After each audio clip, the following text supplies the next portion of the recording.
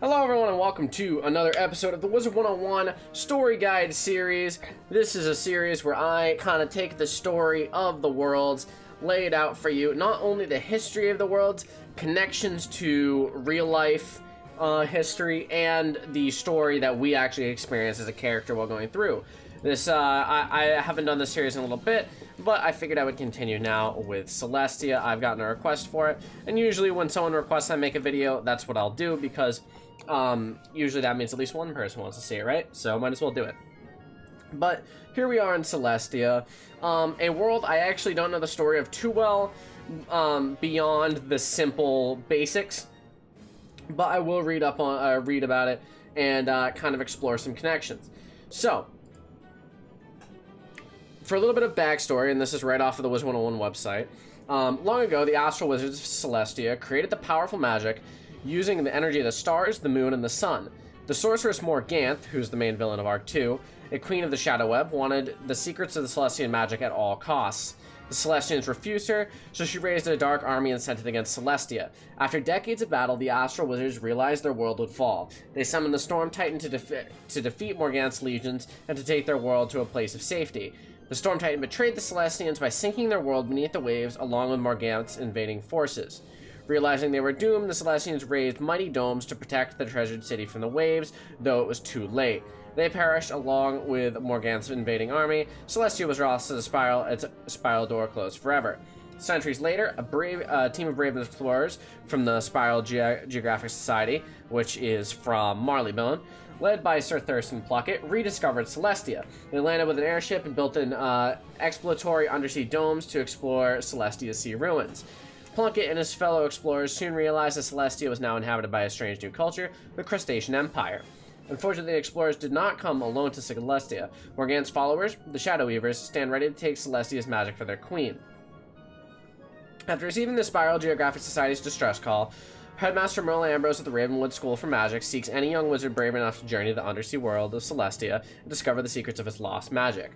So, that was a synopsis of the history, and what I've gathered from that, as I'm sure many of you have, is basically Morganth, the big baddie of Arc 2. We don't know much about her in Celestia, but we will learn more about her in the future, and I will go over that. But she came to this world looking for the secrets of astral magic created by the Celestians, and basically the Celestians refused her, so she attacked. And then the Celestians, as a defense mechanism, summoned Storm Titan. Storm Titan betrayed them, sunk their world. So, a very direct connection I get from this is obviously Atlantis, which, if you don't know, I believe it was written by Plato. Was it Plato or Socrates? I think it was Plato. So basically, he theorized that there was an ancient civilization with extremely advanced technology who basically suffered some kind of great catastrophe and sunk underwater, and basically they all died. And so there was the lost city of Atlantis, which was where the Atlantis civilization was.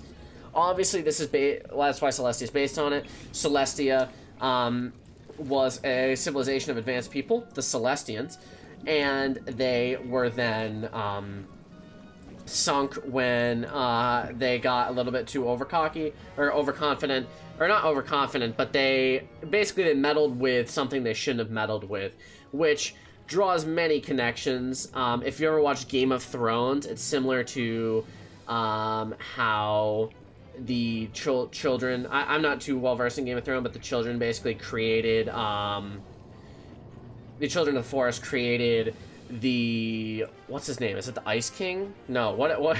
That's stupid. Is his name basically the Frost dude, the main villain from season 8? Is it season 8? Or yeah, basically the one who died like a bitch. And basically it's trying to teach you not to meddle with nature. And you know, there's a lot of stories like that in the past. But anyways, another thing I read about is from the tomes, the actual books itself. They weren't too interesting. They just kind of showed what some of the things the Celestians respected were. But one stood out to me a lot, and that is that the Celestians viewed themselves as powerful and intelligent beings, and viewed the crabs as extremely unintelligent, foolish, and prideful, which kind of shows where the Crustacean Empire came from. Because as we learned from that there is a new threat in the Crustacean Empire, which is the crabs taking over Celestia, and we kind of learn that it's not entirely the crabs' fault. It was the Celestians who were just dicks to the crabs, and then the crabs were like, fuck you, die. And then basically that's the gist of it. So that's a lot of the history aspect done. I think it's almost all of it, actually. We can obviously draw some parallels to the British Empire colonization and how they really like sticking their nose in other people's businesses, but I won't go too into that. You can see that the Marleybonians have very much colonized this world. They're everywhere in this world. And, yeah, so they've laid out this world, and as the wizard, we come to it. So, as I said, they sent a distress call to Merle Ambrose because they were getting attacked by the crabs. Merle Ambrose is like, young wizard, you need to go save their ass. So you're like, I guess I can. I mean, I've kind of had a long journey from Malastare, but I guess I can. So you go, you know, you're like sick, and you journey to Celestia base camp. You come through, you hear the badass music, you see the really cool graphics of it being underwater completely and sunk, and like kind of the whole futuristic mixed with, yeah, basically just highly futuristic vibe you get. So you come here and you talk to Edith Benchley, an engineer. Basically, she's like, young wizard, you arrived just in time. We've been having these problems with the crabs who keep attacking our expeditions. So I need you to go to Survey Camp and save the expedition there. So we go to Survey Camp. I don't remember what the guy's name is, but he's basically like, we were just exploring and we were just attacked. We don't really know exactly how who we were attacked by, but we were attacked. So yeah, Dalton Prescott right here, he says that. You go and find all the scattered people here, and you venture further in. You look for clues in a quest, I believe, to try to find out who exactly is behind all of this, and eventually you come to the conclusion that Optio Agonor is the main baddie of this street. You go to his tower, you defeat him, and ultimately kind of save the street a bit. From there, you are tasked with going to the Grotto. The Grotto is basically this underwater cave system that was being explored by a diving team, trying to see what they could find with the Celestians and the Celestian magic. They were attacked, however, and put in cages by the crabs, which is kind of sucks. So we need to save them. We need to save both his crew and the guy who's in the cage here. Yeah, what's his name? Rupert Fleming. Is it Rupert Fleming? It is Rupert Fleming. You can see he's kind of stuck in this cage. He's really sad. But you come here, you see that it's just not fun, you know? You're having some issues with having to adventure through. You discover that there is Optio Mizemos here, who is another baddie, and from him you need to go and defeat Governor Nerius. Governor Nerius is the main overarching kind of villain of this area, and he is guarding a piece of the Celestial Astrolabe. Basically what this is, it's an ancient device which kind of governs Celestian magic, I believe, and the Marleybonians really want to return it to what it once was, and so we defeat him, we get that portion of it, and boom, I believe we put it, no, oh, okay, wait. Okay, not the Celestian Astrolabe, I lied. That's 2 streets from now. This is the Celestian Astrolabe, as you see here. What we get is a portal piece for this area, because I believe some adventurers wandered off and got stuck here in the portal. That's what it is. Ignore that last part, kind of. The Celestian Astrolabe is important. Keep it in mind. I'm sorry I got it mixed up. I don't have a script for these episodes, but it's all coming from memory, all right? So you come here, Thornton Lewis is like, oh no, oh shit, everyone's dying, help, sharks, they're evil, and so you're like, yeah, okay. You go through the District of the Stars, you meet an ancient Celestian kind of system called the Archivist. Now, the Archivist is very interesting. It is a database of the history of Celestia, which is really cool. So you kind of interact with the Archivist, and you kind of learn more about the history of Celestia. And on top of that, you need to go into the Stellarium, which is basically a... I believe it was... Okay, so basically it's this Celestian shrine to the stars.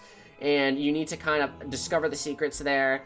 And I believe... Yeah, this is where you get the first piece of the astrolabe. Actually, I'm not going to go inside because that's going to take too long. But this is where you get the first piece of the astrolabe, which is the star piece. And the Celestian is kind of a dick. But you kill him.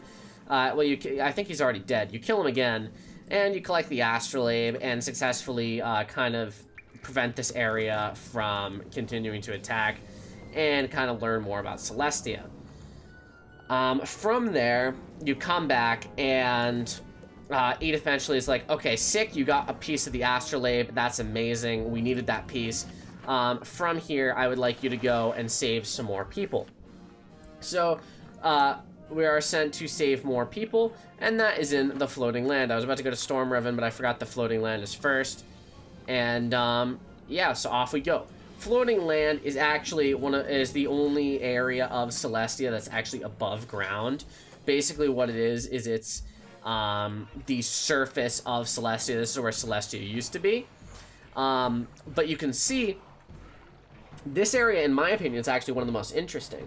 So what this is this is a group of natives that came in following the Celestians' departure and kind of inhabited their land and kind of made their own area.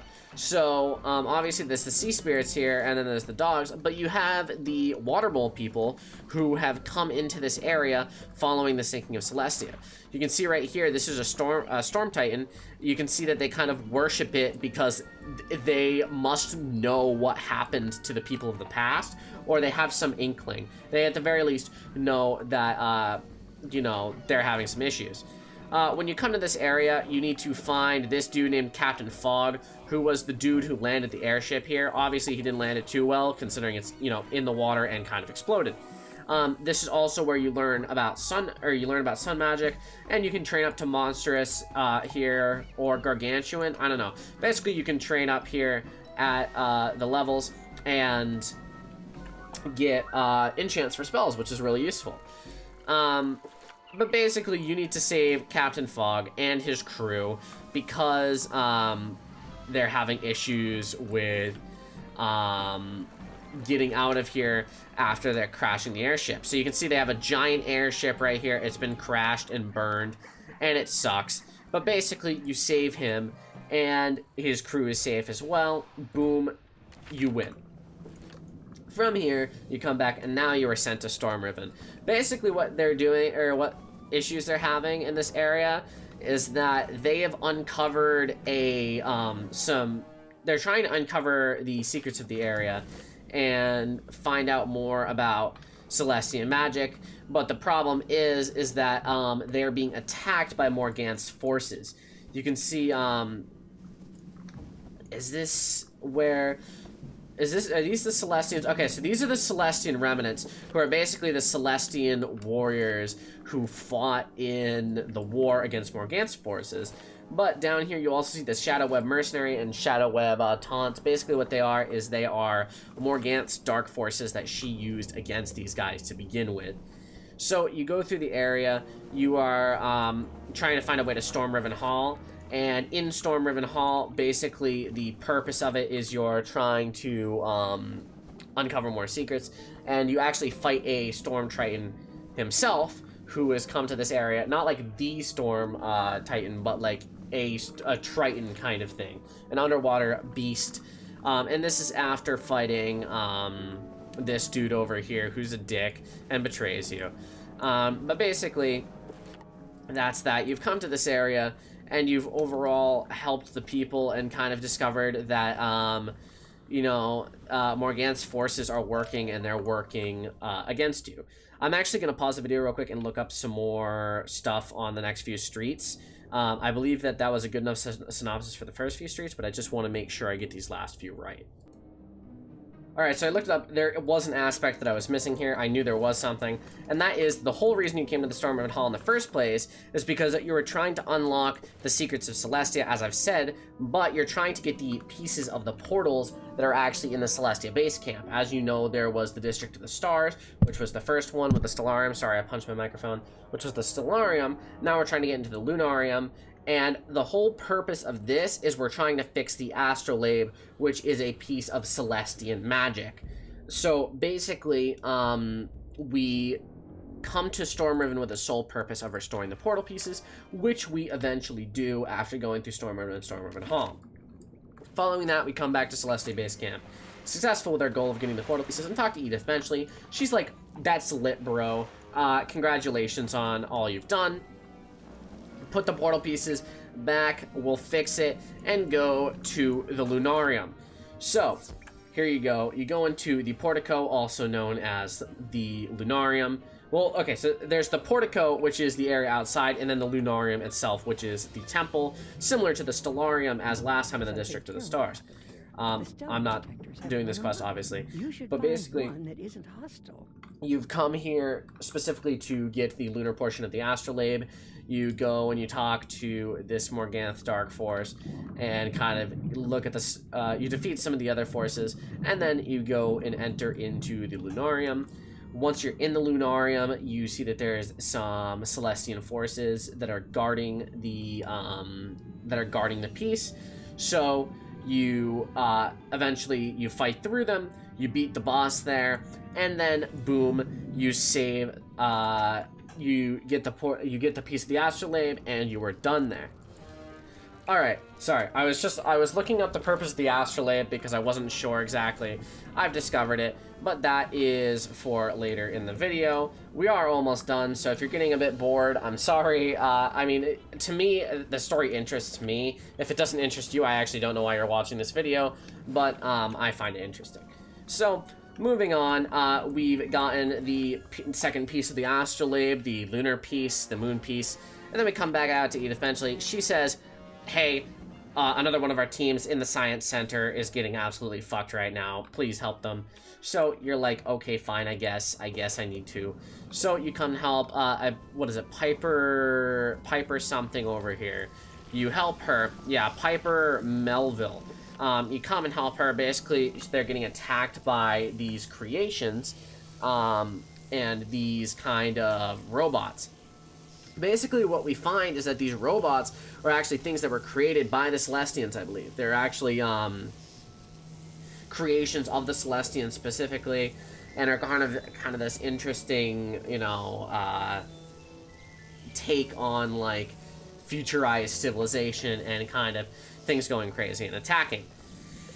Basically, we need to find out exactly what is behind the attacking of the robots, which, actually, did the Celestians build the robots, or the Marleybonians build the robots? I don't know why the Marleybonians would have built the robots and they would have ended up here.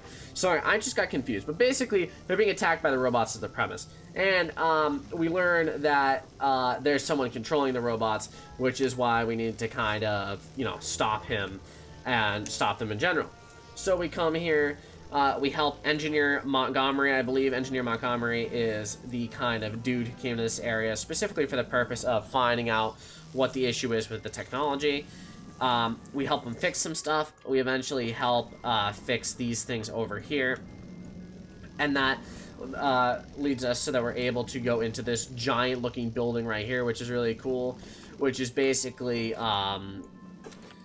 the Science Center, as you know, as we say.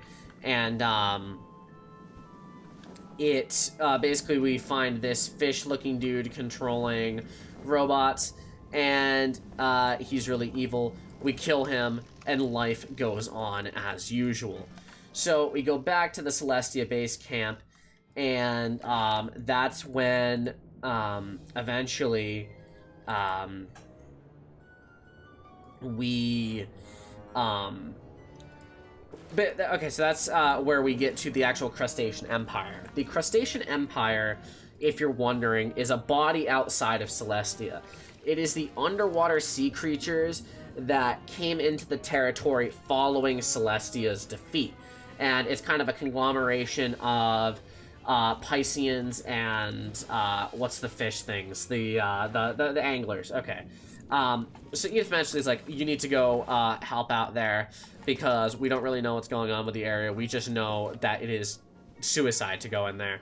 And also, some of our men are trapped there and, you know, are you know, not having a good time.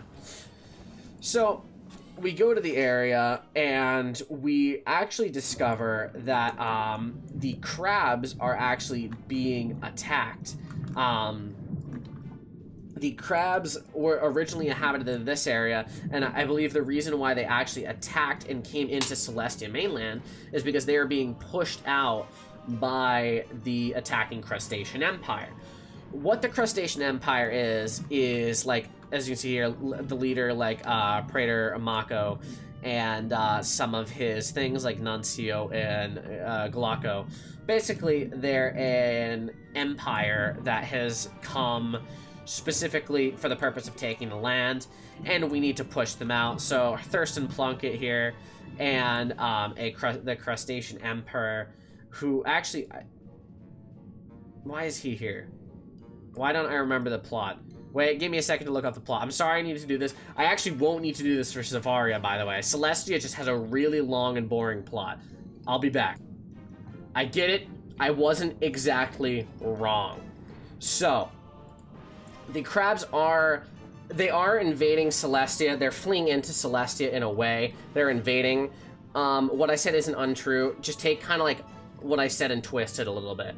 So basically, the Pisceans, Anglers, and Crustaceans were all living in peace together, invading and kind of living the area out. And basically what ended up happening is the Pisceans and Anglers revolted. And I don't know exactly why they attacked the Marlebonians. They're probably still dicks, but basically what we learned is that the Crustaceans are kind of these uptight, kind of prick-looking asses. And yeah, that's basically it. We learned that there's many people attacking the crabs currently, and we need to save them. If we save them, we will be able to live in peace with them in Celestia. I believe that is the deal. So, we kind of learn, or we come over here, like, Praetor Mako's being a dick. He's invading.